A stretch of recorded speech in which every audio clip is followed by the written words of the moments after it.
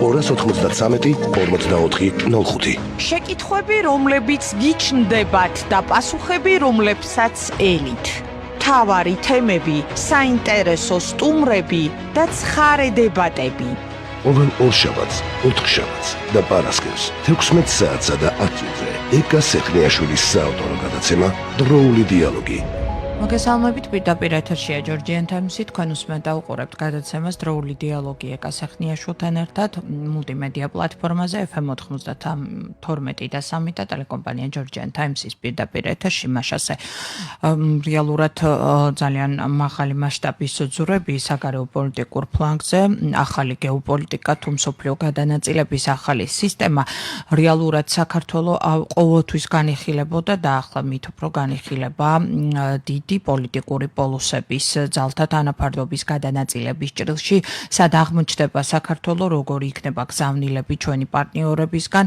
ამერიკის შეერთებულ შტატებში, ასე ვთქვათ, ქვეყნის გადალაგების სრულიად რადიკალური სქემა დავინახეთ, USAID-ის სკანდალი, 47 მილიონი მხოლოდ საქართველოში ელექტორატული არჩევნებისთვის გამოყოფილი, სად მიდიოდა, სად მიდის, FBI-ის შესწავლის საგანი შესაძლოა გახდეს. მეორეს მხრივ საქართველოში მიმდინარე საპროტესტო აქციების ტალღა, პოლიტიკური კრიზისი, ანუ იქიდან გამომდინარე სამმა ოპოზიციურმა პარტიამ რეალურად უკვე ხელშესახებად დატოვა პარლამენტი, მათ სადეპუტატო უფლებამოსილება გაუქმდათ და ყველაფერი ეს რა გავლენას ახდენს საპროტესტო მუხტი, პოლიტიკური კრიზისი, ეკონომიკურ-სოციალურ სურათზე საქართველოში, გვაქვს თუ არა ეკონომიკის ვარდნა და რეალურად რა შეიძლება მოიტანოს ჩინურ ბაზარზე საქართველოს შესვამ. წარმოგიდგენთ დღევანდელი გადაცემის სტუმრებს, ბატონი დათა ლორთქიფანიძე, ქართული ოცნების ერთ-ერთი დამფუძნებელი, წინამოწვევის პარლამენტის წევრი და დეპუტატი, ბატონი ლაშა მგელაძე, ოპოზიციური სპექტრიდან, პოლიტიკური პარტია ჩვენის საბჭოს ერთ-ერთი წევრი, ხო, პოლიტსაბჭოს და ეკონომისტი. მადლობა, რომ მობრძანდით. მოდით დავიწყოთ დისკუსია, დავიწყოთ საინტერესო თემაზე.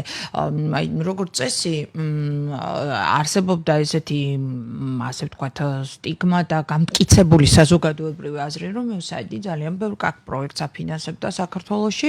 რეალურად ამ თემით ამერიკის ადმინისტრაციის დაინტერესების შემდეგ სხვა მოცემულობა მივიღეთ.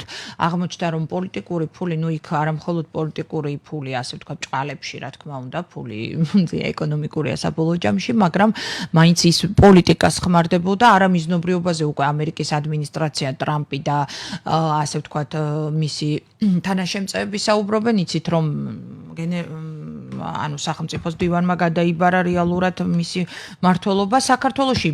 რატომ გამიხილავთ ჩვენ ამ საკითხს? პირდაპირ ბმაშია არა მხოლოდ პოლიტიკურ სურათთან, არამედ ეკონომიკურ სიტუაციასთანაც. მოდით დავიწყოთ საუბარი. რეალურად რა გავლენას მოახდენს, ასე ვთქვათ, USAID-ის პროექტის შეჩერება საქართველოში? ბატონ დათო, თქვენ საფინანსო საბიუჯეტო კომიტეტშიც იყავით პარლამენტში და ასე ვთქვათ, ეკონომისტის პროფესიით. საინტერესო არის თქვენი მოსაზრებები. რეალურად რამდენად ლეგიტიმურია ხელისუფლების წუხილები, რომ ისინი ოპოზიციურ პოლიტიკას და არეულობას, რაც მთავარი აფინანსებდნენ საქართველოში, მოახდენს თუ არა გავლენას, როგორც ოპოზიცია ამბობს, აი ამ პროექტების შეჩერებით ქართული ეკონომიკის გაჯასაღებაზე და წიწვლაზე. მადლობა მოწვევისათვის. ვესალმებით ჩვენს მაყურებელს, მოგესალმებით. სიმართლე გითხრათ, იცით, საქმე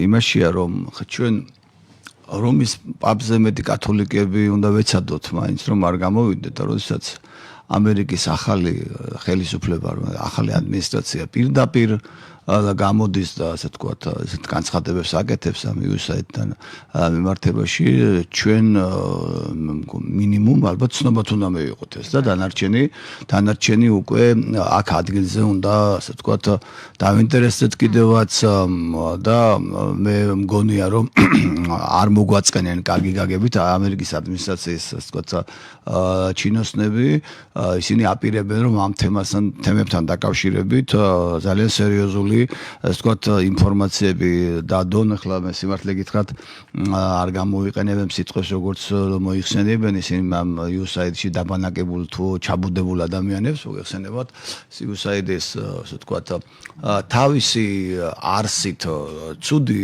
რა თქმა უნდა არ იყო რამდენიმე ასე ვთქვათ ათეულ წელს ითვლის მისი ისტორია წინა საუკუნის 60-იან წლებში დაფუძნდა თუ შეიძლება ასე ითქვას მაგრამ ბოლო წლებში რატომღაც ეს USAID გახდა ლიბერალების ხელში ასე ვთქვათ ბრძოლის იარაღად და ზოგადად კონსერვატორების ამ შემთხვევაში ჩემის დაკვირვებით და ჩემის აზრით რესპუბლიკელების წინააღმდეგ ხდებოდა ძირითადად ასე ვთქვათ მათი პოლიტიკის გამოყენება და ბუნებრივად ეხლა როდესაც მოვიდა ახალი ადმინისტრაცია ისინი ცდილობენ ასე ვთქვათ მეტი სიცხადე შეიტანონ აი ამ ორგანოს საქმიანობაში მე შორსავარ იმასაგან რომ ეს აკრძალონ და ასე ვთქვათ არ ფუნქციონიროს რა თქმა უნდა იქნება ასე ვთქვათ ძალიან სერიოზული ჩაღრმავება და ის რომ რაც თქვენ ბრძანეთ ხა ქაბატონო ეკა რომ ბოლო 42 მილიონ დოლარზეა საუბარი და არ დაგავიწყდეთ ეს 42 მილიონი დოლარი არ არის რაღაც ვთქვათ რაც ხელისუფლებაში არის ჩვენი პოლიტიკური გუნდი საუბარი ბოლო 3 წელზე ანუ 21 წლიდან რეალურად დაახლოებით და ესე იგი სადღაც 10 მილიონზე მეტი ყოველწლიურად დოლარი ილექებოდა და ზუსტად აქეთკენ იყო მიმართული ხელისუფლების პოლიტიკა, როდესაც კანონი გამჭირვალობის შესახებ იქნა შემოღებული, რაზეც სამწუხაროდ ასე ვთქვათ ბოლომდე მე არა ვარ კმაყოფილი ამ კანონის მუშაობით, იმიტომ რომ ჯერჯერობით ასე ვთქვათ რეალური შედეგი არ ჩანს, მაგრამ ფაქტია რომ მაბადე და პოლიტიკური კრუნჩხვები დაიმართეს ამის გამო ოპოზიციის წარმომადგენლებმა როგორ გაუბედეს რომ ასე ვთქვათ ასეთი აუცილებლობა იმისა რომ დეკლარაცია შეევსოთ მე ძალიან კარგად მესმის რომ USAID მარტო არასამთავრობო ორგანიზაციებს არაფინანსებს ახლა აღნიშნეთ თქვენ და ვიცი ეს ეკონომისტი ვარ მეც და ძალიან კარგად ვიცი რომ სახელმწიფო ბიუჯეტის ასე ვთქვათ მუხლებით ხდებოდა ასე ვთქვათ გარკვეული თანხების გატარება მაგრამ აქ არის დიდი სხვაობა ის რომ ეს ყველაფერი არის ბიუჯეტში გაწერილი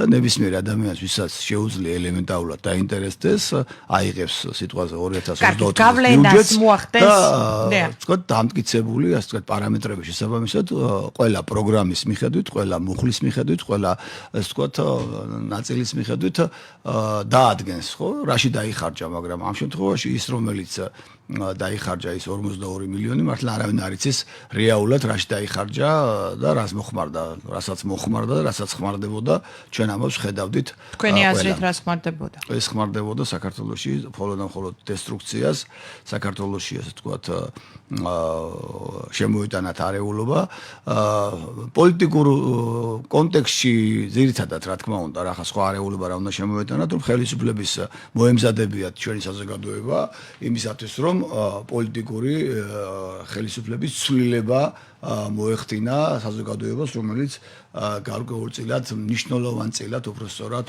არის კარგით მიკროფონთან ახლოს გადაცნობიერებული თუ რასთან მქონდა საქმე ამიტომ ადვილად ცდილობდნენ ამ ადამიანების გამოყენებას თავიანთ ამ თემებში. კარგით, მადლობა ბატონ ლაშასთან იმავე კითხვით, როგორია თქვენი მოსაზრება, თქვენ განსხვავებული მოსაზრება გაქვთ, მაგრამ რითი ასაბუთებთ იმას, რომ აი ფაქტია, რომ 42 მილიონი იყო საქართველოს მიმართულებით და ძირითადად პოლიტიკური და საარჩევნო დანიშნულება იყო მიწერილი ამ პროექტებზე. როლიქში მოგესალმებით, უღრმესი მადლობა მოწვევისთვის, მივესალმებით ჩვენს სტუმარს, მივესალმებით ჩვენ მაყურებელს.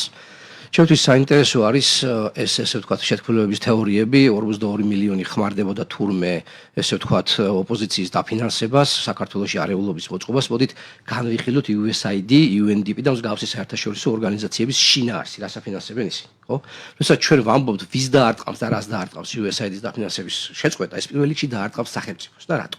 იმიტომ ანუ საჯარო უწყებას. იმიტომ რომ მსგავსი ტიპის ორგანიზაციების მიერ გამოყოფილი თანხების 70-80% მიდის სახელმწიფოს მიერ პრიორიტეტების დაფინანსებაზე. დაწყებული კულტურიდან, განათლებიდან, ჯანდაცვიდან, მათ შორის სასამართლო რეფორმიდან, ტრენინგებიდან და ასე შემდეგ. ხო? ანუ ჩვენ როდესაც საუბრობთ, რომ თურმე რაღაცა ნაწილი წავიდა NGO-ებსკენ, რომლებიც ეს ყველაფერი გამჭირვალეა მე რა. არავინ არ ამბობს, რომ ეს აკრძალული იქნება. მე ხო გაცდით. დავამთავრებ და და უბრალოდ კი, გვისმენენ. ნახეთ, გამჭირვალეა ისევე როგორც სამი თვე გაჩერდა ყველა დაფინანსება ამ სამი თვის განმავლობაში. ეს ეხა გაჩერდა. ხო, ეხლა გაჩერდა. თუ ჩავუყალები აზრი ვერ გავიგებთ. ამერიკის ხელისუფლება ჩათulis რომ აღარ გააგრძელოს ეს უკვე ბიუჯეტში კორექტირება მოხდება.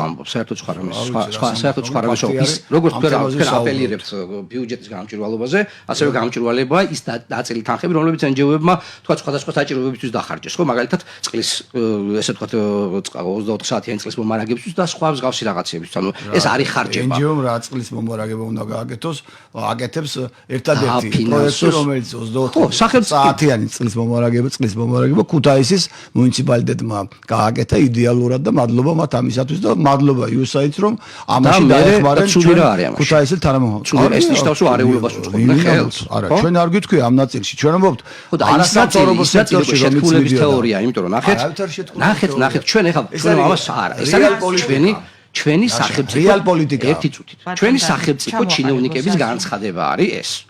ჩვენ როცა ვამბობთ რომ USAID-ის პროექტი გადაიხედა, ეს ძალიან კარგია რომ გადაიხედა. მაგას ვამბობთ, გადაიხედა. მე ვფიქრობ რომ ამერიკის სპეცსამსახურები, შესაბამისი სამართლებრივი ორგანოები, ბევრად უფრო ეფექტიანები არიან ვიდრე ქართული და თუ ეს დაფინანსება მიდიოდა არასწორად და თუ ეს ემსახურებდა არეულობას, ამაზე აუცილებლად იქნება პასუხი გაცემული. თუმცა, როდესაც ერთი წუთით, როდესაც ჩვენ პოლიტიკოსები წინსწრებით საუბრობთ ჩვენ, თურმე სახელმწიფოს ამერიკის სახელმწიფოს მიერ გამოყოფილი სახსრები ემსახურებოდა ამ ქვეყანაში არეულობას, ეს პირდაპირ და არაპირდაპირ მიანიშნებს იმაზე, ამას ბატონლაშა.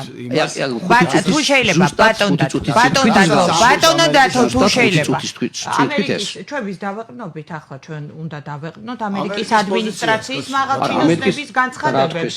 არეულობებს ხმარდებოდა ციტირებულად მათ შორის სახელმწიფო უსაფრთხოების საკითხებში ილონ მასკის ძალიან არა, ილონ მასკმა პირდაპირ თქვა, რომ ეს პროექტი საერთოდ არ უნდა არსებობდეს. უბრალოდ არ უთქვია, ბევრ არასწორ რაღაცას. საქართველოს ფოტო პარლამენტთან გამართული აქციის გააზიარა და თქვა, USAID-ის პროექტები ხმარდებოდა სხვადასხვა USAID-ის პროექტით გათვალისწინებულ არამიზნობრივ თანხებს, მათ შორის არეულობებს პოლიტიკოს. აი, ნახეთ, ჩვენ ყველაზე ტრაგიკულია. ბიოლოგიური იარაღის დაფინანსებაში ხმარდებოდა და მათ შორის კოვიდის, ასე ვთქვათ, პანდემიის დროსო და ეს თემები არის გამოსვლილი განცხადებები. არა, განცხადებას მოყვება მოქმედებები მე რა თქმა უნდა. აბა ეხა ჯერ მოქმედებას ვარ დაიწყებ. ეს არის მეც გავაკეთე შესაძლოა. მათ შორის პოლიტიკოსები, როდესაც საუბრობენ გამოუძიებლად, ვინახია ხო ჩვენ? აშუაში არის სიზმარი. შუაში კი თავში. სიზმარზე არც არ მინახე. მოგებთ რომ ამერიკის როდესაც ქართველი პოლიტიკოსი ამას აცხადებს, ადმინისტრაციის განცხადებს ჩვენ. სიზმარი იმიტომ არავის არ უთქვავს რომ საქართველოში პოლიტიკური არეულობა საქართველოში არა. საქართველოში არა, მაგრამ ვისიც გააზიარა ბატონმა მასკმა, მათ შორის ამერიკის ადმინისტრაციის მაღალჩინოსანი, ახლა წაგიკითხავთ, ფოტოთ დაურთო საქართველოსიდან არეულობას. და ერთი წუთით ვერ მაინტერესებს თუ ესე ყველაფერი არეულობას ხმარდებოდა 12 წელი. არა, ყველაფერი არა, რა თქმა უნდა. ჩვენ 12 წელი ამ დაფინანსებას ყველაფერი არავის არ მე ვფიქრობ რომ უტრირებთ ახლა მეც განვაცხადე ეგ და ამიტომ საჭირო თვლი ამაზე გაგიგებთ შენ მე თქვენ რას ანუ მაგაზე ჩვენ ერთი წუთით ბატონო დათო წამყვანი მე ვარ ჩვენ იმაზე ვთანხმდებით რომ ეს განცხადებები ამერიკის ადმინისტრაციაში გაკეთდა ეს უკვე ფაქტი არის ბატონო ლაშა და ძალიან საქართველოში არეულობს USAID-ის ხარჯები არა მიზნობრივად იხარჯებოდა მათ შორის პოლიტიკური მიმართულებით. მოდი მაშინ როგორც პოლიტიკოსი გეტყვით. თუ საქართველოს გარდაო თქვა ვინმე? ბატონო? საქართველოს გარდაო. ჩვენ სიტყვებზე მივსდებთ ახლა. არა, მე ვთქვი ძალიან მარტივი რაღაცა, როდესაც კურმეობიცე აქ ვერ ვისაუბრებთ. კარგით, განვაგრძოთ საუბარი კი ბატონო. ხო, ანუ ნახეთ, მეორე უპასუხისმგებლობა არის ის, რომ შენ როდესაც 12 წლის განმავლობაში USAID-ისგან იღებ დაფინანსებას. მისი დაფინანსების 80%-ით შენ ფაქტობრივად ერთი მხრივ PR-ს აკეთებ შენი ხელისუფლების, იმიტომ რომ მისი დაფინანსების ფაქტობრივად სახელმწიფო პროექტებს ახორციელებ და მას შემდეგ, რაც ამერიკა შენთან სტრატეგიულ პარტნიორობაზე ამბობს უარს და გეუბნება რომ ის დაფინანსება, რომელიც შენთვის თქვა გამოყოფილი, აღარ წამოვა შენგენ და წავა NGO სექტორში, ამის შემდეგ იწყებს საუბარს, რომ თურმე ეს დაფინანსება არ ყოფილა ეფექტიანი. ეს პირდაპირ რო ვთქვათ, მორიგი უპასუხისმგებლობაა, რომელიც მიმართულია ამომრჩევლის და მოსახლეობის ამომრჩევლის აკეთებს რევიზიას ხარჯების. მოდი ესე გავაკეთოთ. აბსოლუტურად ფუნდამენტალურად განსხვავდება. ბიპოლარული მიდგომაა. წინა ადმინისტრაციამ თქვა, რომ თქვენ არ მოგცემთ და მივცემთ არასამთავრობოს, ახალი ადმინისტრაცია ამბობს, რომ რასიზმს არ ვიცით. რევიზიას გავაკეთებთ და საჭიროა ამერიკა არ არის საქართველოს წინა ადმინისტრაცია, ახალი ადმინისტრაციისგან მოწყვეტილი არ არის. ახალი ადმინისტრაცია თუ გააგრძელებს, ის განცხადებები, რომელიც გითხრან და დიდი ალბათობით იტყვიან, რომ იგივე ასე თქვათ მიმართულებით გავაგრძელებთ თანამშრომლობის დავარ. არა, ვარაუდობ, მე როგორ შემიძლია. ფაქტია ის. ტრამპი ხო არა ვარ მე. ხო და მაგიტო ვამბობ, ანუ ჩვენ მეტად პასუხისმგებლობით უნდა მოვიპყროთ ჩვენ განცხადებებს და მოსახლეობა არ უნდა შევიყოლოთ შეცდომაში. ფაქტია ის, რომ მიმდინარე ეტაპზე ჩვენ მოსახლეობა გონიერია შეცდომაში არ საქართველოს სტრატეგიული პარტნიორი არ არის ამერიკა. მიმდინარე ეტაპზე ყველა დაფინანსება არის შეწყვეტილი ამერიკიდან, ხო? რა იქნება ამაზე USAID-ს რადიკალი შეშლილები მართავდნენ. ბატონმა ტრამპმა განაცხადა USAID-ს რადიკალი შეშლილები მართავდნენ. ბატონმა, ანუ ესეც არის არასწორად ესე ვთქვათ გაგება მათი სიტყვების. და რატომ? როგორ და ჩვეულებრივად, ნახეთ, არა. შეიძლება ტექსტობრივად მოვისმინოთ და შეიძლება კითხვის ნიშანი არსებობს. მე როდესაც ვამბობ რომელიმე ორგანიზაციაში არიან რადიკალები, ეს არ ნიშნავს იმას, რომ ეს თლიანად ეს ორგანიზაცია არ ვარგა, ხო? ამიტომაც ადამიანმა თქვა მარტივად, რომ მოძველებულია ის მეთოდები. აი, უკაცრავად, მაიკ ბენცის, აი მე ქმედებებზეა საუბარი. ისე შევდივართ ბატონი ელონ მასკის. ქმედებებზეა საუბარი. USAID კრიმინალური ორგანიზაცია აზიარებს, არ არის მარტო მასკი, ნუ გადაყავთ ესე რა, ამერიკის ადმინისტრაცია. მე არ ვთქვათ ეხლა კონკრეტულად. მე არ ვთქვათ რომ ეს მარტო მასკია. მე ვთქვი რომ არის მასკის განცხადება, ხო? მარტო მასკია ხო არ მithქვავს. მაგის შემდეგ მასკი და ტრამპი შეთანხმებულები იყო რომ USAID უნდა გაუქმებულიყო. ამის შემდგომ გადაწყდა იქავე იმ საგამოსვე, რომ მოხდარიყო USAID-ის ჩვენ რაზე დავაუხთ. ჩვენ რაზე დავაუხთ. ის რომ იწოდით რა. თვითონ გადაწყვიტონ რა უნდა. რა თქმა უნდა და მე საქართველოსზე ვსაუბრობდი და თქვენ აი საქართველოს რა გვინდა იმას ვამბობთ. ჩვენ გვინდა ის რომ მოსახლეობა არ უნდა შევიყვანოს. სხვა პირი ადმინისტრაცია და მე დაგისახელებთ ვინც გააზიარა მაიკ ბენცი ამერიკის ადმინისტრაციის ერთ-ერთმა წარმომადგენელმა მაიკ ბენცმა და შემდეგ ეს გადააზიარა რომელიც გააზიარა ფოტო საქართველოს მომიტინგეებიდან და რეალური მიმდინარეობა რა არის მიმდინარეობს USAID-ის რეორგანიზაცია ხო რომ ანუ თქვენ ამბობთ რომ პოლიტიკური არსის ნაწილში ფულები არ მიდიოდა ამერიკის ადმინისტრაცია ამბობს მე როგორ უნდა ვთქვა პოლიტიკური არსის ნაწილში ფული არ მიდიოდა როცა არ ვიცი და მსგავსის შესახებ მტკიცებულებები არ არის მე გადაუმოწმებელ ინფორმაციას ჰაერში არ ვისვრი მოკლედ ვთქვა რა არის შეიძლება ფაქტებით გესაუბრებით ეს არის განცხადებები პოლიტიკოსების რომლებიც ადმინისტრაციის მაღალჩინოსნები არიან დონორმა რადგანაც გადაწყვიტა რომ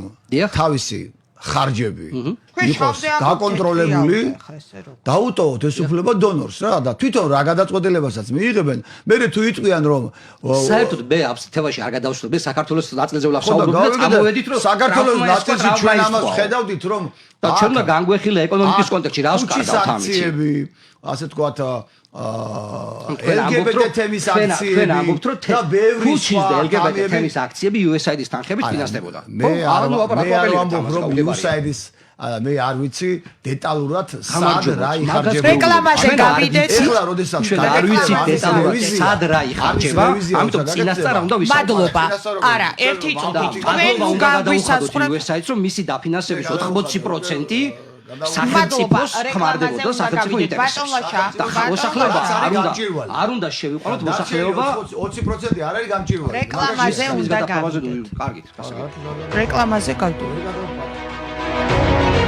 შეკითხვები, რომლებიც გიჩნდებათ და პასუხები, რომლებსაც ელით. მთავარი თემები, საინტერესო სტუმრები და ცხარე დებატები. ყოველ ორშაბათს, ოთხშაბათს და პარასკევს 16 საათსა და 10-ზე ეკა სეხნიაშვილის საავტორო გადაცემა დროული დიალოგი. რადიო ჯორჯიან ტაიმსის სარეკლამო სამსახური 293 44 05 IT აკადემია სტეპში საგაზაფხულო მიღება დაიწყო. სტეპში დაიწყო. პროგრამირება, ქსელები და კიბერუსაფრთხოება, გრაფიკული დიზაინი, UI UX დიზაინი, ინტერიერის დიზაინი, IT პროფესიების სკოლის პარალელურად. განვითარდი და განავითარე შენი საუკეთესო მომავალი სტეპში. IT Step.G. მოდუსი ევროპული წარმოების კერამიკული ფილებისა და სააბაზანო ავეჯის მრავალფეროვანი არჩევანი. ვეცუეთ მისამართზე: თბილისი, აგლაძის ქუჩა 51, კახეთის გზატკეცილის 65, ბათუმი პუშკინის 18, პუშკინის 13, გაგარინის 18. ტელეფონი 03220600101 www.modus.com.g. დაეუფლე ყველაზე მოთხოვნად პროფესიას და მიიღე დასაქმების 100%-იანი გარანტია. ოშე ჯორჯიაში დაიწყო შრომის უსაფრთხოების აკრედიტირებულ კურსებზე მიღება თბილისსა და ბათუმში. იჩქარე და დარეგისტრირდით ვებგვერდზე oshe.g. დეტალებისთვის დაგვიკავშირდით 599180020. ფრანგული პრემიუმ ბრენდი ალგოლოჟი. წყალმცენარეებისა და ზღვის სუფთა წყლისგან დამზადებული კანის მოვლის საშუალებები. აღადგენს ატენიანებს და კვებავს კანს. ალგოლოჟი PSP-ში. დილა იწყება ყავით. კარგი დილა იწყება შვეიცარიული ყავით. ნამდვილი შვეიცარიული ყავა. ბლაიზერის ოფიციალური წარმომადგენელია ყავის სახლი დინკავა. რადიო ჯორჯიან ტაიმსის სარეკლამო სამსახური 293 44 05. შეკითხვები, რომლებიც გიჩნდებათ და პასუხები, რომლებსაც ელით. თავარი თემები, საინტერესო სტუმრები და ცხარე დებატები. ყოველ ორშაბათს, ოთხშაბათს და პარასკევს 16 საათსა და 10-ზე ეკა სეხნიაშვილის საავტორო გადაცემა დროული დიალოგი. დაბრუნდით პირდაპირ ეთერში, შეგახსენებთ თქვენ უსმენთ და უყურებთ გადაცემას დროული დიალოგი ეკა სეხნიაშვილთან ერთად. გადაცემის აქტორები არიან ბატონები დათო ლურტკიფანიძე და ლაშა მგელაძე. ბატონ დათო, მოდით ეხლა ძალიან შორს წავალთ, ანუ ყველა თანხმდებით იმაზე, რომ არსებითი ბატონ დათო, მე ვსაუბრობ ჯერ, ძალიან გთხოვთ რა. არა. ჯერ მე უნდა ვისაუბრო. მოდით თქვენ მისაზღვრებთ წესებს. მოკლედ ჩვენ თანხმდებით საკითხზე, ანუ ჩვენ ამ შემთხვევაში მსოფლიო თანხმდება ჩვენ მე და თქვენ არ გულისხმობთ, რომ USAID-ში თანხების არამიზნობრივ ხარჯვაზე მიმდინარეობს მონიტორინგი, გამოძიება და დანიშნულია დროებით შემსრულებლად მარკო რუბიო, ხო? ანუ USAID-ში რომ რაღაც გამჭირვალედ არ არის, ამაზე თანხდება. ჩვენთან რა ხდება? ამას გამოაჩენს გამოძიება. მოდით ახლა გადავიდეთ სხვა თემაზე. შიდა აქციების გავლენა ეკონომიკაზე, იმიტომ რომ 15 წუთი დაგვრჩა, აქციების გავლენა ეკონომიკაზე, ბიზნეს სექტორზე, ბიზნესმენების უმრავლესობა პირად საუბრებში, საჯარო განცხადებებში ამბობს, რომ ეს კარგს არაფერს, ამას კარგი არაფერი მოაქვს, როგორც წესი ეს გაყიდვებზე აისახება, იმიტომ რომ საქართველოში ბატონ დათო თუ შეიძლება რომ გავაკეთოთ ამასთან დაკავშირებით თქვენი მოსაზრებები და შემდეგ ბატონი ლაშა. ანუ რეალურად ციფრებით ეკონომიკის ზრდას ანონსებს ხელისუფლება, თუმცა ფაქტია რომ ინფლაციური პროცესი მაინც ახლა წინა თვეებთან შედარებით ბუნებრივია რომ საპროტესტო აქციების ტალღების ფონზე საერთოდ უფრო მაღალია ხოლმე. თქვენი მოსაზრებები ამაზე რა არის ამაში გამოსავალი რომ უფრო ეკონომიკურ ნაწილზე გადავიდეთ? ამ ნაწილს რა თქმა უნდა შევეხები, უბრალოდ ნახევარწინააღმდეგობაში დავასრულებ. ამერიკელი კონგრესმენი რონ პოლი აზიარებს და ამბობს ღიად, რომ USAID უცხო ქვეყნებში ერეოდა, ხო, USAID-ზე ერეოდა მათ შორის უკრაინას და საქართველოში. გეუბნებით, გვარდა სახელს. გვარდა სახელს გეუბნებით. ხო, უკვე ეს შეჯაბრება დააკეთა, ამას ვყავ ისე. არა, მე გეუბნებით, რომ არ ყოფილა და. ეხლა რა შეეხება? იყო განცხადებები, რომ სხვა ქვეყნებში სადაც მიტინგებია და არეულობები. არა, არცად არ ყოფილა ნახსენები და გეუბნებით, რონ პოლი. ნახეთ, რომელმაც იმას გულისხმობდა. რომელმაც თქვა, რომ უკრაინას და საქართველოში ხდებოდა ჩარევა. კარგი, ეს გაირკვევა და გაირკვევა. ეხლა რა შეეხება ამ თემას? ბუნებრივია, ეხლა ჩვენ ვერ ვიქნებით რაღაცა განსხვავებული ქვეყანა, როდესაც ქვეყანაში არის ასეთი მოდი დავარქმევ ქარიშხალი ჭიქაში თუ შეიძლება ითქვას, მაგრამ მაინც არასასიამოვნო გარემო ინვესტორისთვის, როდესაც ხედავს, რომ უკვე რამოდენიმე ათეული დღეებია მიმდინარეობს აქციები, ეს მრავალრიცხოვანია თუ მცირერიცხოვანია. ფაქტია, რომ ადამიანების გარკვეული ნაწილი იკრიბებიან, მერე კეტავენ, ასე ვთქვათ, ქვეყნის მთავარ, ასე ვთქვათ, არტერიას, თბილისის ცენტრის, ასე ვთქვათ, მთავარ პროსპექტს, რუსთაველის პროსპექტს, რა თქმა უნდა, ეს ინვესტორისთვის შეიძლება არ იყოს კარგი სიგნალი. მაგრამ, მადლობა ღმერთს, რომ ამ ინვესტორებს აქ საქართველოში ყავთ თავის წარმომადგენლები, ქვეყნებს გულისხმობს საელჩოების სახით და რეალობა ის არის, რომ წელს ჩვენი ქვეყნის ეკონომიკა მნიშვნელოვნად გაიზარდა წინა წელთან შედარებით, ბიუჯეტი დაახლოებით 28 მილიარდი არის, როდესაც 10 წლის წინ ეს ბიუჯეტი მხოლოდ იყო 8 მილიარდი, სამჯერ მეტჯერ არის გაზრდილი და მთლიანში და პროდუქტის, ასე ვთქვათ, მთლიანი მასა ქვეყანაში დაახლოებით 87-88 მილიარდის ტოლფასია. როგორ? ნომინალურ ციფრებში საუბრობ. ხო, ნომინალურ 30 მილიარდის ყრილობით უნარიანობა დღეს ბევრად ნაკლებია, ვიდრე მაღლა იყო. და ეგ არის საკითხის მეორე მხარე. არც თუ უმნიშვნელო მხარე, ჩვენ ყველაფერს ვერ შევეხებით, უბრალოდ აქციების ფონზე განვიხილოთ ეკონომიკური მდგომარეობა ჯობია. აქციების ფონზე გეუბნებით ზუსტად რა. სახელმწიფოს ბიუჯეტში აქვს იმისი რეზერვები, ძალიან მარტივად არის შესაძლებელი რომ ბიუჯეტში მოხდეს კორექტირებები, შემოსავლები არის კორექტირებებში რას გულისხმობთ ბიუჯეტის საჭიროება შევარდნადის დროს სეკვესტრები ხდებოდა კორექტირებები სეკვესტრი არის ჩამოჭრა ხო და კორექტირება მე ვამბობ შემოსავლების ზრდის ფონზე და შემოსავლების ზრდის ფონზე შემოსავლები გაიზრდება შეიძლება გაიზარდოს რა თქმა უნდა იმიტომ რომ ჩვენი ქვეყნის საექსპორტო პოტენციალი არამცდარად არ შემცირებულა და ჩვენ ბაზრები არ დაგვიკარგია და რაზეც ვიყავით ასე ვთქვათ ორიენტირებული იმ ბაზრებზე ჩვენ არავითარი პრობლემა არ აქვს და ის აქტიური თუნდაც წარმოჩენილი ასე ვთქვათ ჩვენი პოლიტიკა იგივე ტურიზმის მიმართულებით რომელსაც ძალიან კარგად უძღვება ტურიზმის ადმინისტრაცია რომელ ბაზარზე იყო ტურიზმი ორიენტირებული რომელ ბაზარზე იყო ტურიზმის ორიენტაცია ვერ გავიგე ძირითადად იზრდებოდა რუსული ბაზრის წილი ძალიან რაღაც 60%-ამდე შეხედეთ საქმე რაშია, როდესაც ტურისტების რაოდენობა გაიზარდა რუსული ბაზრის წილიც რომ გაზრდილიყო რა. არა, ტურისტების რაოდენობა გაიზარდა ორჯერ და ბიუჯეტის შენატანები გაზრდილი არის დაახლოებით 3-ჯერ და მთლიანი მასა, ასე ვთქვათ, ფულადი მასა ბიუჯეტში ტურიზმიდან არის 8 მილიარდი ლარის ფარგლებში. თქვენ მე მგონი ახლა ამაში დამეთანხმებით რომ ეს ფული რუსმა ტურისტმა შემოიტანა ქვეყანაში უკრაინელმა არ დაუკარგიაო რო თქვით არ დაუკარგია ამიტომ თუ რუსი ტურისტი ვიღაცისთვის აქ არის გამაღიზიანებელი ხო მე არა როგორ არა გაცოდო თელი გამოსვლები იყო მაგალითად ვიღაცისთვის გამაღიზიანებელი ხო და ლაშაზე მე ლაშას ვესაუბრები ჩვენ ვესაუბრებით ჩვენს მსმენელს და მაყურებელს და თუ აქ ვიღაცა რაღაცას დააშავებს ამისთვის სახელმწიფო არის სამსახურები არის და ყველა აგებს ამაზე პასუხს ეს არის რაღაცა ვიკითხეთ თქვენი აზრებს რო ახსენეთ იმიტომ ვიკითხეთ მადლობა ბატონო თქვენი მოსაზრება მე უფრო სხვანაირად დავსვიკითხვა ანუ აქციები ახდენს თუ არა გავლენას ჩემს გარშემო უბრალოდ ყოველგვარი ბრტყელი ფრაზების ციფრების გარეშე ახდენს იმიტომ რომ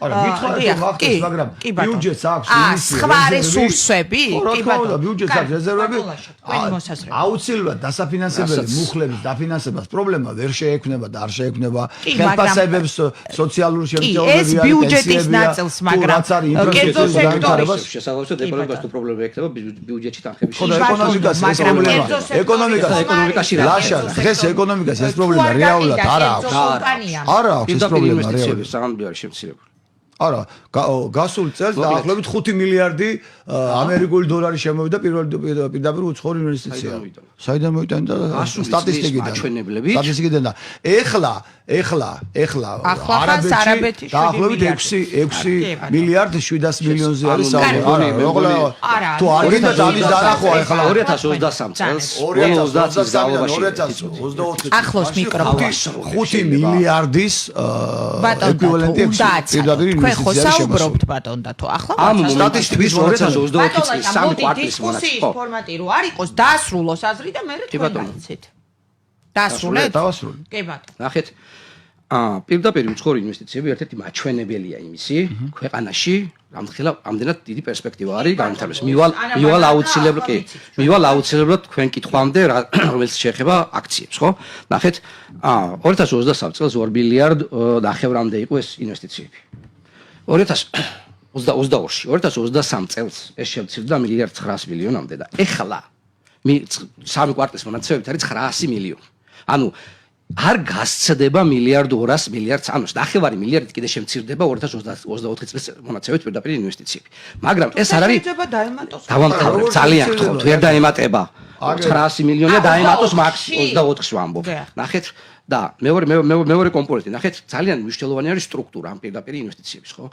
ამ პირდაპირ ინვესტიციებში 80%-ზე მეტი არის რეინვესტირება. ანუ უცხოეთი და შემოსული თანხა კი არ არის ეს, მაყურებელს რო ავხსნათ. ეს არის შიგნით მეწარმეების მიერ მიღებული შემოსავლებით დაბრუნებული თანხები. ანუ ის რომ ჩვენ ყოველწლიურად კარგავთ ეკონომიკურ მიმზიდველობას ამ პოლიტიკური სიტუაციის ხალიფულია და დავამთავრებ. თუ არ წინაზედაც მოგვიწია საუბარი, იმიტომ რომ ვერ დავამთავრებ ჩემი აზრით გისმენთ. მაცადე რომ რეინვესტიცირება თვითონ არაფერს არ ნიშნავს. დავამთავრებ მე ვთქვი რომ არაფერს არ ნიშნავს. მე ვთქვი რომ ეს ფული არაფერს არ ნიშნავს. არა, არ მithქვავს და თუ მომისმენთ გაიგებთ. ხო? ხო, აზრი და ძალიან გთხოვთ მაცადეთ საუბარი. აზრი და ნებაში მესმის რასაც ფაქტია რომ ვერ გესმით, მემაპატიეთ პირდაპირობისთვის. იმიტომ რომ საერთოდ კავშირში არის, მე ვთქვი რომ უცხოური ინვესტიცია ჩვენ მეგობრებო, 3 წუთი დარჩა გადაცემამდე და ბატონლაშა დაასრულეთ ერთ წუთში და შემდეგ თქვენ გაიცით. ნახეთ, უცხოური ინვესტიციებისთვის ნაკლებად მიმზიდველი ხდება ამ პოლიტიკური სიტუაციის გამო და იმის გამო, შექმნილი პოლიტიკური სიტუაციის გამო, იმის გამო რომ ჩვენ იზოლაციაში კიდე გააგრძელა. მადლობთ, დავამთავრებ, მივალ მაქამდე თუ დამაცდი. მე უწყობ ხელს და თქვენ არ. მე ვფიქრობ რომ სახელმწიფოს არასწორი პოლიტიკა უწყობს ხელს. დავამთავრებ მივალ მაქამდე თუ დამაცდით, ბატონო დავით, მაქამდე დაწევან. თუ დამაცდით მაქამდე დაწევან. ჩვენ ვართ იმის აფრთხის წინაშე რომ ადგილობრივმა ესე ვთქვათ კომპანიებმაც კაპიტალი გაიტანონ ამ კრიზისის ფონზე. ხო? ეხლა რა ხდება? აქციების ფონზე ნებისმიერი დესტაბილიზაცია, დავამთავრებელი. ნებისმიერი დესტაბილიზაცია იწვევს ქვეყანაში ეკონომიკური მდგომარეობის რომელმა ადგილობრივ კომპანიამ შეიძლება გაიტანოს საქართველოსთან ის რა ქვია. ალბათობა ამის იზრდება იმ შექმნილი სიტუაციის გამო. იმიტომ რომ ინვესტიციები მცირდება. ანუ შეხედეთ შარშან რო რეინვესტირება და ერთი რომელიმე კომპანია დაასახელეთ, რომელმაც შეიძლება გაიტანოს საქართველოსთან ქართულ ნებისმიერი კომპანია შეიძლება იყოს ეს. ნებისმიერი კომპანია შეიძლება იყოს ეს. მაგას გეტყვის 2025-ის ბოლოს. ხო? იმიტომ რომ წინა წელთან შედარებით წელს რო 9 მილიარდით არის შემცირებული ინვესტიციები, ეს რო გაიტანეს. ან არ განახორციელეს. ორჯერ ორი არ არის შემცირებული გეოვნები, პირდაპირ უცხოური არავითარ ორი გადაგება. 2023 წელში ინვესტიციები 5 მილიარდი იყო პირდაპირ ინვესტიცია. საპარია ვერ ნახავთ, ნახეთ კარგად ჩაკ 5 მილიარდი ინვესტიცია ერთ წელიწადში არ განახორციელებულა არც ერთ წელს. 2023 მეთქი გეოვნები. ჯამში ამბო? მე რა არის ჯამში 10 წელიწადში 5 მილიარდი ინვესტიცია. 10 მილიარდში ჯამში 10 წელიწადში კი არ გეოვნები. 2021-2023 არ მისმენთ და დემოკრატიულ ქვეყნებში. ხო? დემოკრატიულ ქვეყნებში. ანუ ჩვენ როცა ვამბობთ აქციებს იწვევს რა? ადამიანები გამოდიან ქუჩაში სახელმწიფოს არასწორი პოლიტიკის გამო, ხო?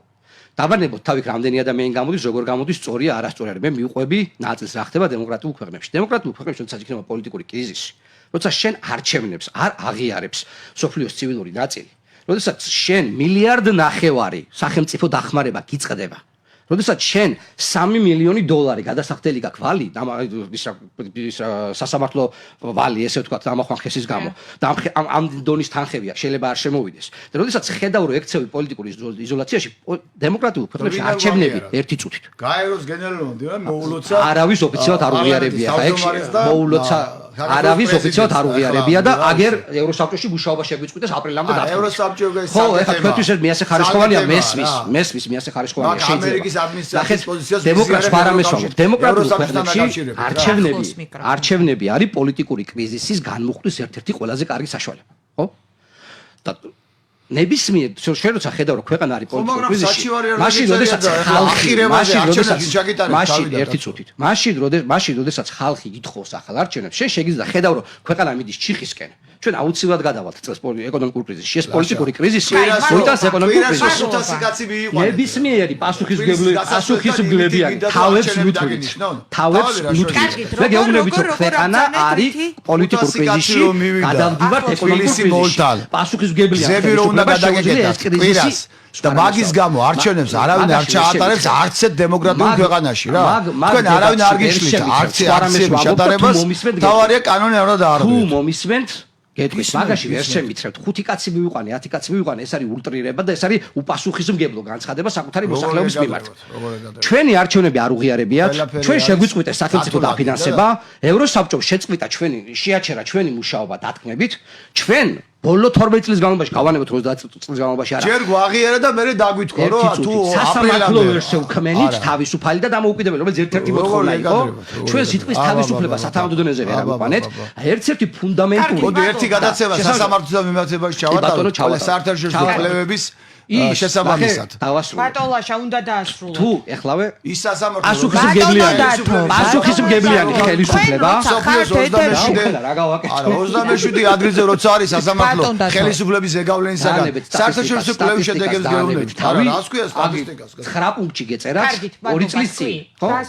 პასუხისმგებლიანი ხელისუფლება მსგავს სიტუაციებში არაერთ მაგალითია. თქვენ აღარ დაგჭერბათ დრო. ახალ არჩევნებს იმისთვის, რომ პოლიტიკური სიტუაცია განმოხტოს და ქვეყანაში კრიზისი არ შეიქმნას და არ გადავიდეს ეკონომიკურ კრიზისში. მადლობა ბატონ დათო, თქვენი მოსაზრებები, ანუ არ უსმენს მოსახლეობის აზრს, ერთი წუთიც არ დაგვრჩა. ძალიან მოკლედ გეტყვით რა, ხელისუფლება ვერანაირად ვერ ხედავს, რომ ასეთი განწყობები არის, ასე ვთქვათ, ქვეყანაში, რომ ამ განწყობების განსამუხტავად უნდა დაენიშნოს არჩევნები. რა თქმა უნდა, პოლიტიკაში ეს არის მიღებული ფორმა, რიგარეშე არჩევნების დანიშნა, მაგრამ ამისთვის უნდა იყოს ქვეყანაში ისეთი მდგომარეობა, რომ სხვა გამოსავალი არჩევნები დანიშნა, იმის რომ პოლიტიკური სიტუაცია განემუხტა. როგორ ჩაატარა ეს ამბავი? მიშამ არა, მიშამ რაც ჩაიდინა ჩემტერს, მიშამ ჩაიდინა ის რაც იყო პირდაპირ დანაშაული ქვეყნის წინაშე და მან ამითინ თავისი საპრეზიდენტო ვადა ამას არავინ არ აქცევს. იმ პერიოდში არჩევნები განმუხტა პოლიტიკური და ეკონომიკური კრიზისი ქვეყანაში. შეხედეთ, მე მონაწილე ვარ იმ აქციების ყველაფრის და ვიცი და წელწად ნახევით გაიხანგძლევა თავისი საპრეზიდენტო ვადა და არჩევნები რომელიც წააგო შემდგომ იმიტომ რომ დაიტოვა ძალაუფლება ბოდიშ და გაიправა არჩევნები და მაგას მასეთი აუცილებლობა ამ ხელისუფლებას ჩვენ ხელისუფლებას არ ჭირდება ლაშა რა. მადლობა. ძალიან დიდი მადლობა. ცხარე დისკუსია ლაშა მგელაძესა და დათო ლოთხიფანიძეს შორის. ძალიან დიდი მადლობა რომ გვისმენდით და გვიყურებდით. ეთერში იყო დროული დიალოგი ეკა სეხნიაშვილთან ერთად მომავალ შეხვედრამდე.